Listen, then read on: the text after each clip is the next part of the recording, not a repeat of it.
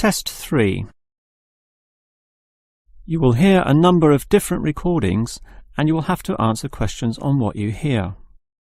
There will be time for you to read the instructions and questions, and you will have a chance to check your work. All the recordings will be played once only. The test is in 4 sections. At the end of the test, you will be given 10 minutes to transfer your answers to an answer sheet. Now turn to Section 1. Section 1. You will hear a survey company representative ringing a person to obtain some information. First, you have some time to look at questions 1 to 5.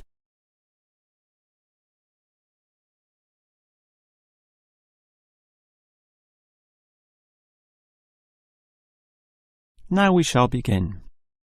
You should answer the questions as you listen, because you will not hear the recording a second time. Now listen carefully and answer questions 1 to 5. Hello? Hello? Who is this? Hello, I'm a representative of the Tally-Ho Survey Company, and I'd like to ask you a few questions regarding exercise. Ah, that's an interesting subject. Yes, we think so too. But I'm afraid I'm a bit busy at the moment. Don't worry, this will only take about 4 minutes at the most. It's 10:25 now, so it will all be over by 10:30. Well, all right, if it's that short. It will be. So, one of the first things I need to know is where you are. That is, which suburb or area of the city. The last client was in Blackburn, for example. Blackburn, that's close to me. I'm in Box Hill. Another eastern suburb, then. I have a friend in Box Hill, too. Interesting place. Now, I need your approximate age for this survey. Are you younger than 20, between 20 and 29, 30 and 39, and so on? I'll turn 40 in a few months, so that puts me in the 40 to 49 age group. Well, that's in a few months, so right now you're in the 30 to 39. Oh, right, so put that then. OK. Now, I need to know your occupation. The last caller was a housewife, for example. The one before that, a teacher. I used to be a teacher too, teaching cookery. And now? Now you can just put domestic duties. Actually, I hope to begin a new job soon as a cook, but that won't be for some time yet. I have to wait for my husband's restaurant to open. Cook? That sounds interesting. But it's domestic duties for now. OK, that just leaves some information about your family. This is not obligatory at all, so if you don't want to answer, that's fine. What sort of information exactly? Oh, it's very broad. Married with children, single mother, that sort of thing. The last customer said she was a single mother. I'm married and not a mother. Put married, no children. I'm married with children myself, but I'll put in your details. And that finishes the profile and just leaves the actual survey itself if you're ready to proceed. Before you hear the rest of the conversation, you have some time to look at questions 6 to 10.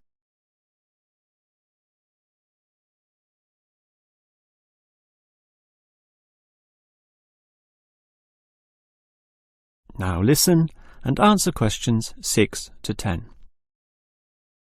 All right, let's begin the survey now about your exercise habits. I'm afraid I don't exercise much at all. Well, the main question is in what form you take your exercise, however little that may be. For example, in just cleaning. Do you clean the house? My husband does the cleaning, actually, but I walk to the supermarket and shops very often, up to 4 times a week. I'll put that then, unless there's something else? Nothing else, really. But I diet. I'm very strict about what I eat. Oh, and I do yoga, although that's not very energetic.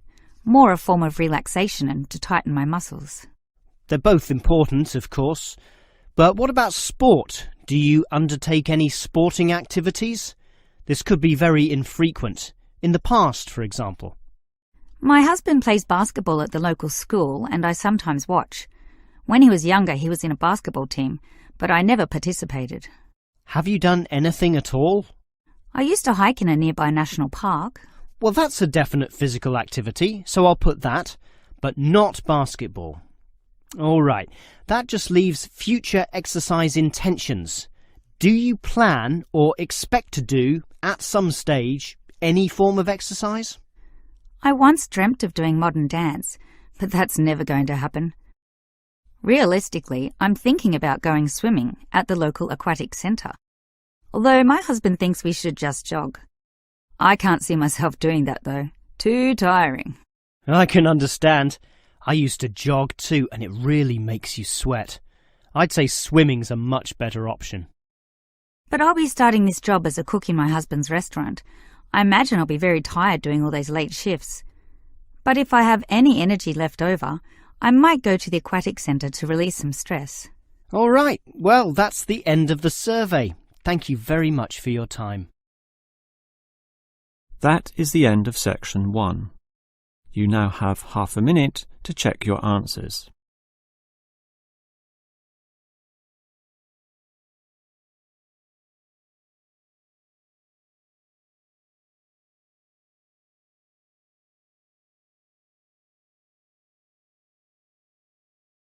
Now turn to section 2.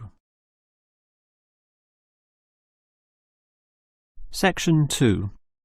You will hear the director of a Language Centre library explaining about its facilities to some new students.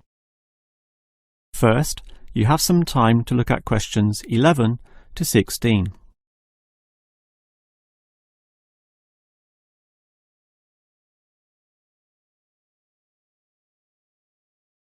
Now listen carefully and answer questions 11 to 16. Welcome to the library, or the ILC, which means Independent Learning Centre, and let me explain about some of its facilities. We're standing here at the entry gates next to the borrowing desk. That's where you check out any books, but you are also advised to study in the library here, since most of our material cannot be borrowed. Thus, we have seating along the middle of the library, and in that far corner in front of us on the left, we have the quiet reading section for some serious reading activity. We used to have the computers there, but then realised that that corner was very quiet and thus better suited for the purpose it now has. The computers were instead shifted to a more central location, right beside us here on the left. Again, somewhat confusingly, this area once housed the newspaper and magazine section, but the people in the quiet reading area had to walk too far to collect this literature, so it was moved to right beside them in the adjacent corner. So, feel free to read the newspapers there, but the reference books, those huge weighty dictionaries, atlases and encyclopedias, were all situated at the opposite end of the building, against the wall. This was because they weren't generally that popular, and we wanted more space for the magazine racks, always a favourite with readers. Okay, as well as reading, you need to work on your listening skills, and for that you need the audio section. Again, such an activity needs a quiet area, so we put this in the last remaining corner up there on your right. As you can see, there are CD players and headphones, so just borrow the listening packs, sit down there and listen away. Right, that just leaves the main library. In other libraries, that's often right beside the newspaper and magazine section, allowing freedom to choose from all genres of literature, but here we've got them further apart. For the main library, just follow your nose past the central seating there, and it's there among all that shelving, upon which you'll find an abundance of interesting books and listening packs to use. Before you hear the rest of the talk, you have some time to look at questions 17 to 20.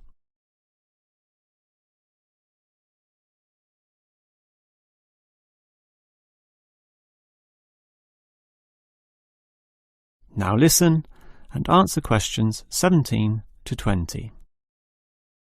Now, I'd like to tell you a bit more about an excellent service offered in the ILC here that we call the Special Sessions. What can you do in them?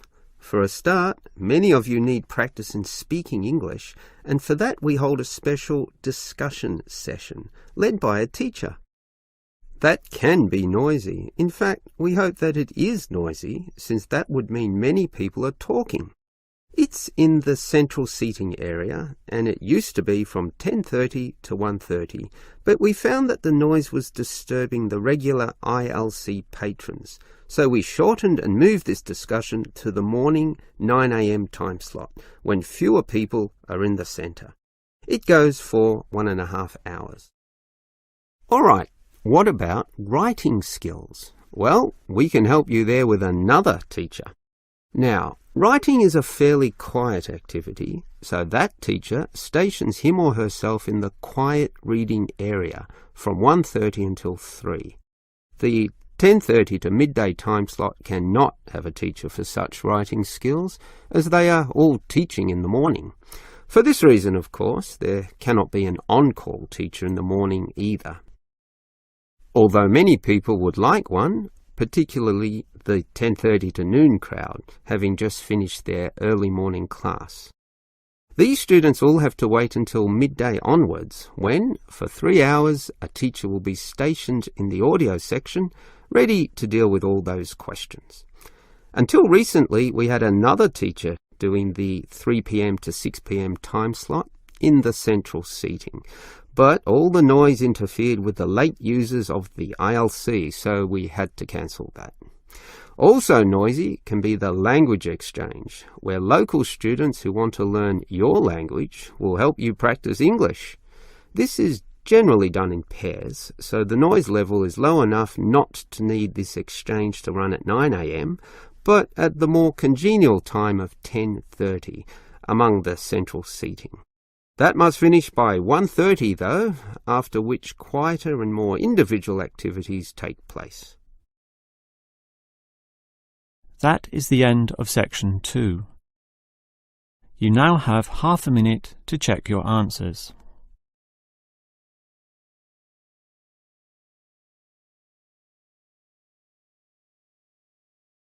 Now turn to section 3. Section 3. You will hear two students, Dylan and Emily, discussing the techniques they use when listening to lectures. First, you have some time to look at questions 21 to 24.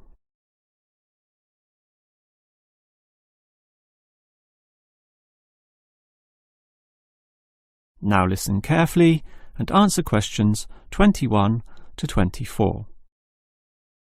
Hi, Emily. What did you think of that lecture?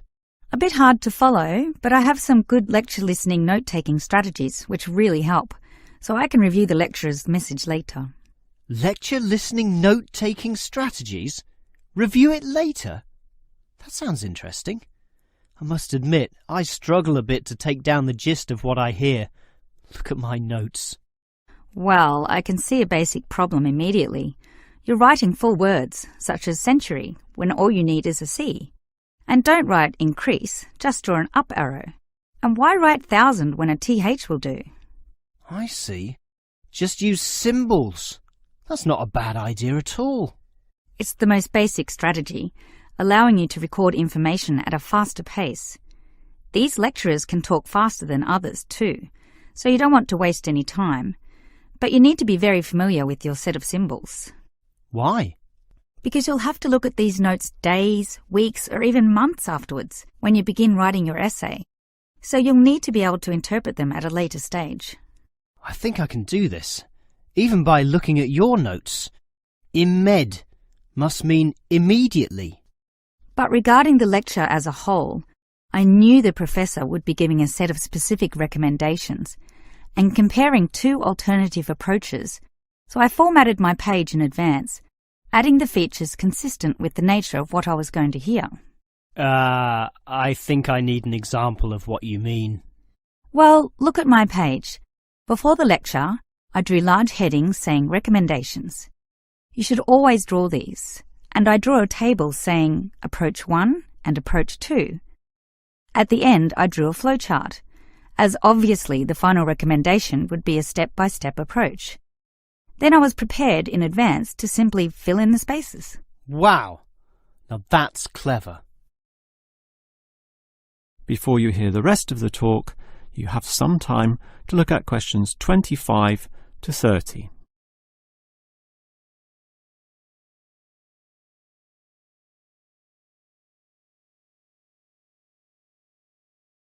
Now listen and answer questions 25 to 30. Your advice about note-taking sounds great, but I still have one question, Emily. How are you able to design your page in advance? I mean, how can you predict the nature of the talk and know which design is likely to work best? It's rather obvious when you think about it. What's your next lecture about? Legal studies. Well, that suggests to me that you'll need a flowchart, since the judicial system has a very logical, do this first, do that second approach, which must be followed in that order.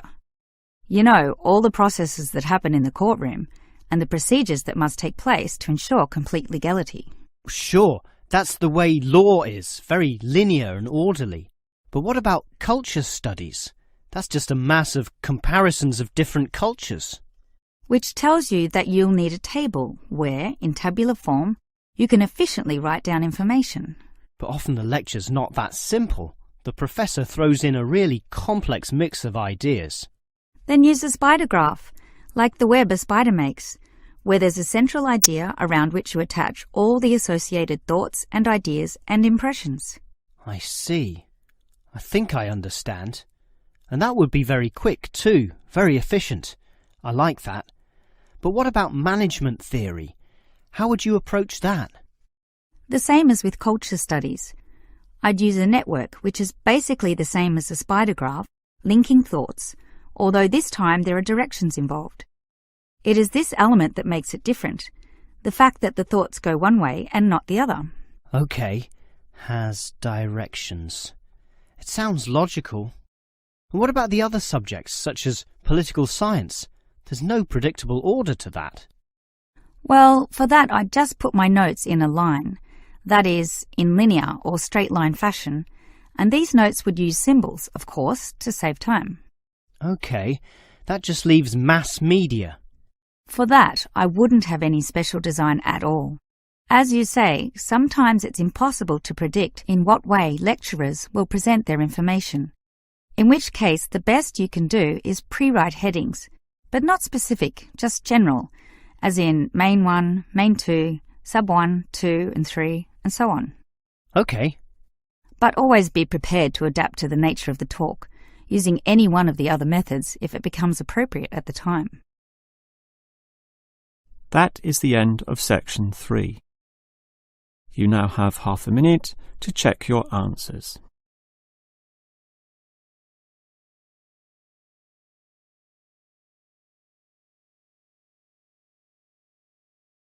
Now turn to section 4. Section 4. You will hear a lecturer talking about an unusual atomic particle called a neutrino.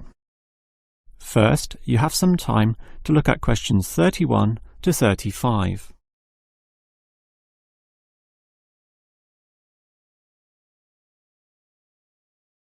Now listen carefully and answer questions 31 to 35.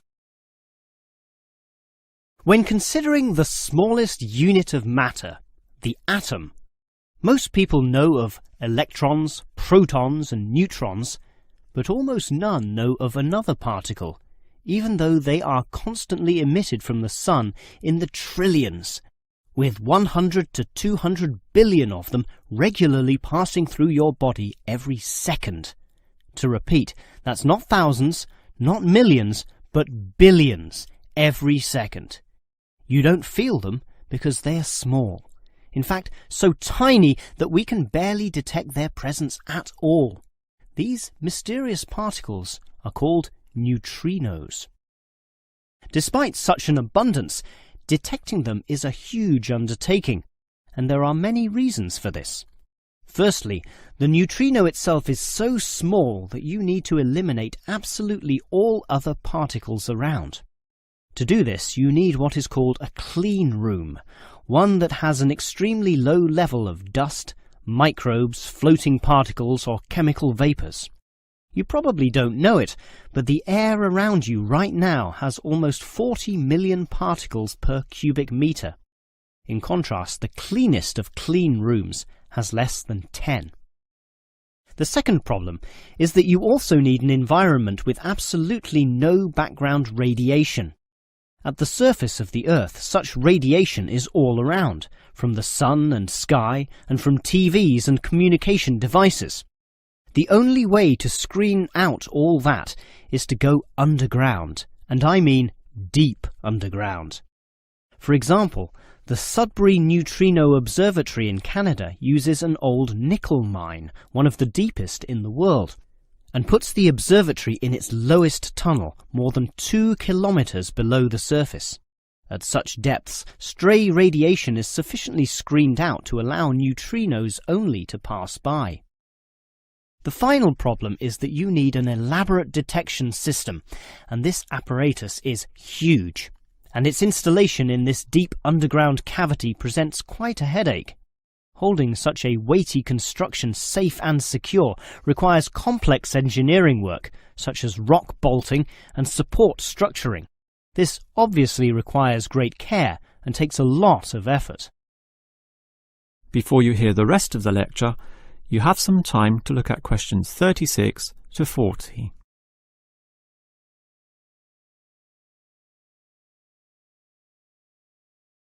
Now listen and answer questions 36 to 40. So I've told you about the difficulty in detecting neutrinos. They are tiny, virtually weightless, have no electric charge, and hardly interact with anything at all. Yet we can detect them, and to see how, let's consider the Sudbury installation once again. The detector there consists of a spherical container filled with heavy water. This rests inside another vessel filled with normal water, which helps support the weight of the inner sphere, as well as providing further shielding from any stray radiation. At the edge of this inner sphere are about 10,000 electronic detectors.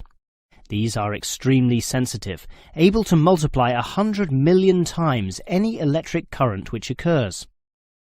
So, as the neutrinos pass through this sphere of water, there is a very, very, very small chance that one of them may hit a water molecule. To increase the likelihood of this, 2 strategies are used. 1. The larger the sphere of water, the better, and the Sudbury tank holds not 10 tons, not 100 tons, but 1,000 tons. 2. The water is special, consisting as it does of heavier molecules. So what happens is this. If the neutrino hits the water molecule, the neutrino is absorbed, but the molecule itself splits apart, producing a tiny electric current. It is this which is detected and analysed, giving key information about the neutrino. The final question is, why do we care about these elusive particles? Well, just think.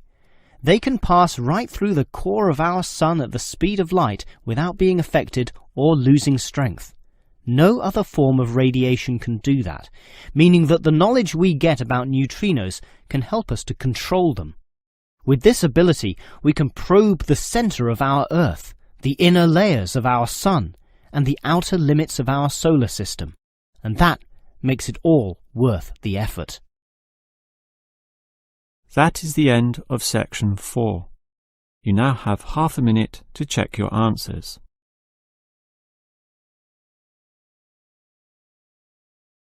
That is the end of the listening test.